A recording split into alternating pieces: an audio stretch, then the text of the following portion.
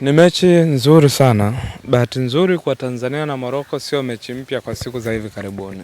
Stars na Morocco wanacheza sana, yani sana mpaka imefika sehemu inawezekana wachezaji wa Morocco wanaifahamu Stars kuliko timu yoyote Afrika. Hasa hawa waliopo kwenye kikosi chao. Tumeshacheza nao karibu, mechi hii itakuwa mechi ya 8 ama ya 9 ndani ya miaka mitano hivi. Ni mechi nyingi sana ambazo World Cup qualifiers, yani karibu kila uchao sisi na Morocco, friendly games, yani kila uchao sisi na Morocco. Lakini hii ni mashindano na wao ndo mahost wa michuano yenyewe.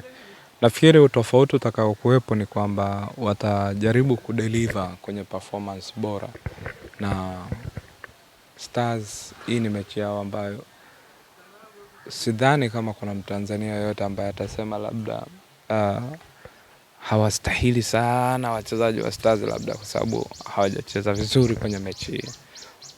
Ila ilikuwa ni group stage na huu ni mpira.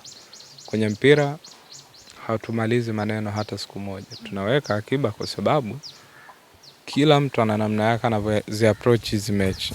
Hiyo unaweza kaona kama Stars ni wa kawaida tu, lakini siku hiyo wakaja wakabadilika kabisa na wakaja kuonesha aina nyingine ya mpira. Na ukumbuka mwalimu aliokuwa naye Miguel Gamondi ameshafundisha sana soka la ushindani pale nchini Morocco. Kwa hiyo naamini pamoja na mambo mengi ambayo yamekuepo, pamoja na wasiwasi mwingi ambao umekuepo, lakini kwenye kumbukumbu zangu Morocco hajawahi kuifunga Stars 4-5. Sijaona kwa miaka hivi karibuni. Ni kweli Stars hajashinda. Ukizungumzia kwenye mechi za siku za karibuni hajashinda. Mara ya mwisho ameshinda 2013, Machi 23 ama 21, kitu kama hicho, kwa magoli ya ulimwengu na Samata. Lakini baada ya hapo Stars hajafanikiwa kushinda. Na fungwa 2, amefungwa 2 tena, amefungwa kitu kama 3 hivi, fungwa 1 kwenye CHAN. Means kadri siku zinavyozidi kwenda wachezaji wa Stars pia wanaizoea hii mechi.